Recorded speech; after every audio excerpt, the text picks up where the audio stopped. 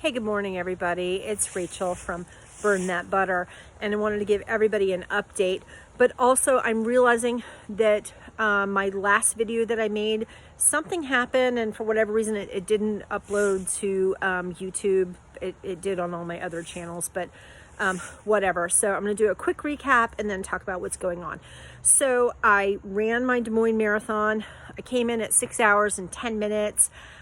It's not as good as I wanted to do, but it was my first marathon in 13 years, and there were people that came in behind me. I ran all the way, and I'm pretty proud of myself, and there we have it.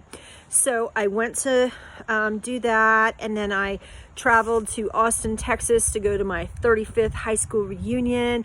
I hugged on people I haven't seen in 35 years. And in my travels, and at some point I wound up with COVID. Not sure exactly how that happened. I am incredibly lucky that my case was incredibly mild, just very, very, slight runny nose, but really it was the exhaustion from battling the virus that was my biggest issue. And I had made a decision that I was not going to run in the Richmond Marathon, just because I wasn't sure how long it was going to take me to recover, and I wasn't sure how long I was going to be contagious, all that kind of stuff. So I had made that decision to defer, which means to take my my fee for running in the race and defer it to next year. But I was really never happy with that decision. It was just like mentally just really crazy challenging for me, and I on some level I didn't want to admit that I couldn't do it, and so I put it off, and then the day that was like the deadline to change, to go ahead and defer, I tried logging into the website, and I don't know what happened. Like, there's some issue with my password. I couldn't log in. I couldn't defer. Okay, so now I had three options to make. One is that I could just eat that fee, which I could, but I had already taken the time off of work and all of that, and had budgeted for it. But I choice number one, just eat the fee and defer. Choice number two is that on the day before the actual race, when you pick up your race packet and get your little bib and your official race stuff, that I could go down and just pick up my packet because I paid for it, and there's like the t-shirt and all that stuff. Like, just go ahead and just pick it up, and maybe just volunteer for the day to hand out water or hand out medals or something along those lines. Again, Richmond's only like a 2-hour drive for me, and I could do that. Or I could run the race. Or I could downgrade from the full marathon, the 26.2, and downgrade to the 13.1, depending on how I felt the day of. All right, so those were my three decisions.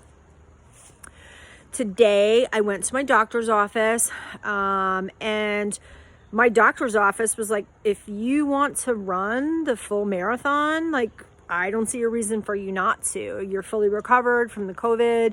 You've trained. You're in shape. You don't have lasting damage to your lungs or, anything along those lines. Go for it. You have our permission to go ahead and do it. If you feel like you're up for it, go for it. So anybody who worries about me, that I push too hard or anything like that, my doctors are totally on board. Yes, my doctors are on board. So I am driving to Richmond. I'm just going to have a weekend to myself. I'm going to do the things that I want to do. I'm going to go to the expo. I'm going to pick up my packet. And I will decide day of, that I'm picking up the packet. Am I running the full? Am I running the half? But you know what? You all know me. I'm crazy stubborn. When I decide I'm going to do something, I do it.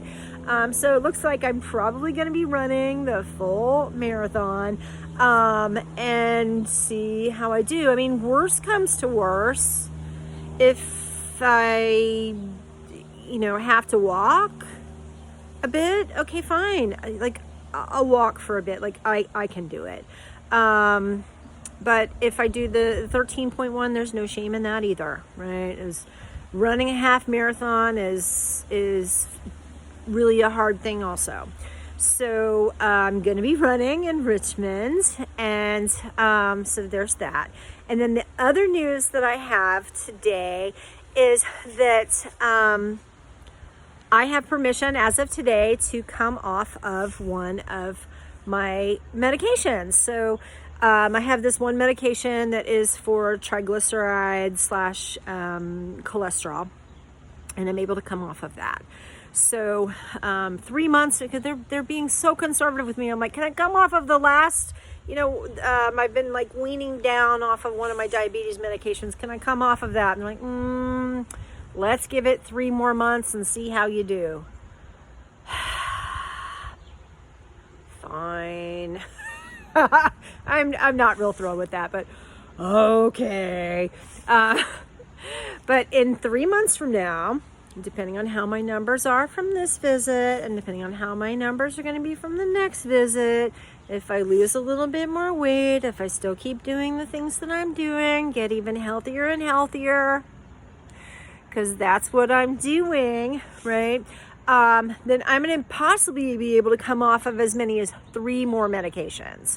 So kind of really coming off of the medications in a slow and steady fashion, and working towards health and wellness. Okay, here is my advice to everybody. If you want to take charge of your life, if you want to lose weight, if you want to get healthier, here is what you need to do. The first step is to work on up here. What is holding you back?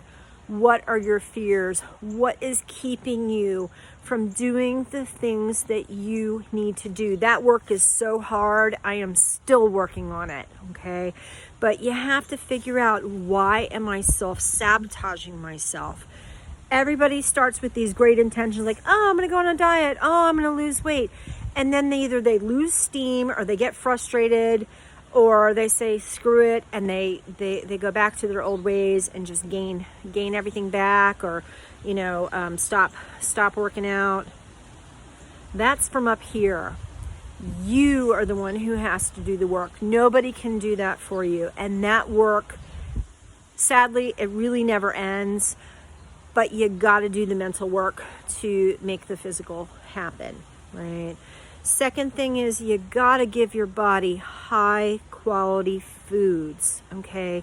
If you are feeding your body bullshit food that is highly processed, food that has like practically zero nutritional value, food that doesn't absorb in your intestinal tract and just kind of goes on through or clogs you up or whatever, right?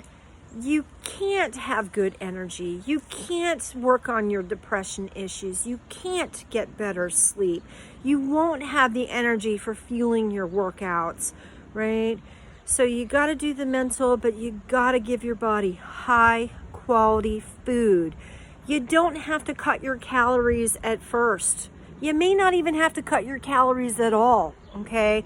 So when I started using Lumen and switched to eating in the Lumen way and working on the macros in the Lumen way, my calorie levels are the same. And I am losing weight because I am giving my body the food that it needs, right? Most of us don't get enough protein. Most of us aren't getting high quality fats. Most of us are eating garbage carbohydrates, right? Give yourself the food that your body needs, and the changes will come, and it is amazing. You'll never want to go back, right? So ask yourself, would my great-grandparents recognize, fill in the blank, whatever it is that's in front of me, would they recognize it as being food? If the answer is no, then you probably shouldn't eat that. There are some exceptions to that, of course, right? So my great grandparents wouldn't have known necessarily what kale was, or what some other foods were, or my great grandparents kept kosher, right? So they wouldn't have eaten certain food combinations, but they would have recognized it as food, right? Something like protein powders, and that's an example, or a protein bar.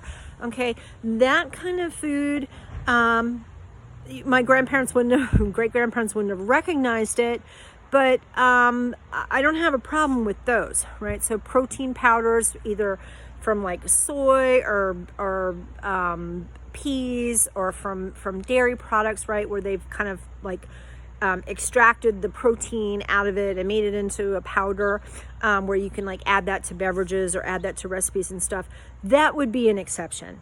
Okay, so, but as a general statement, for most things, if it's highly processed and your body doesn't know what to do with it, don't eat it. Choose something better. You're worth it, right? The simplest of foods, things like just vegetables, fruits, beans, eggs, things, meat, things along those lines, right? That should be the foundation of your nutrition, and it is delicious, and you can eat a lot of food and really power your body so you have the energy, right? And I'm not saying that you're going to be a marathon runner. You don't have to be a marathon runner if you don't want. But if you do want to have a goal like that, if there's something you're like, you know what, I would love to be able to do pull-ups. I would love to be able to do push-ups. I'd like to be able to just walk with my kids and play tag with them and not get out of breath, right?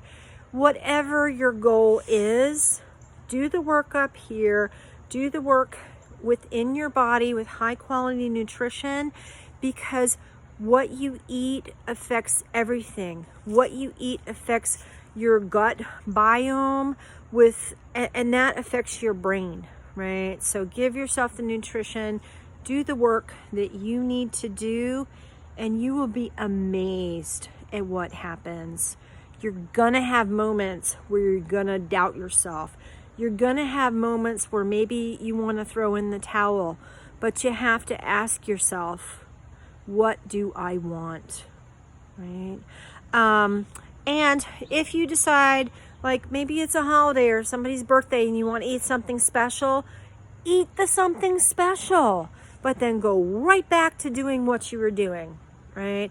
I went on a trip for a week. I ate so much food. I ate some foods that normally I wouldn't be eating, but guess what? As soon as my trip was over, I got right back on the horse and I kept doing what I am doing. Don't give up on yourself. That is the biggest problem that most people have in achieving their weight goals and achieving their fitness goals. You are worth it. We're all worth it, okay? I love you all. Have a great day, and wish me luck on my upcoming marathon.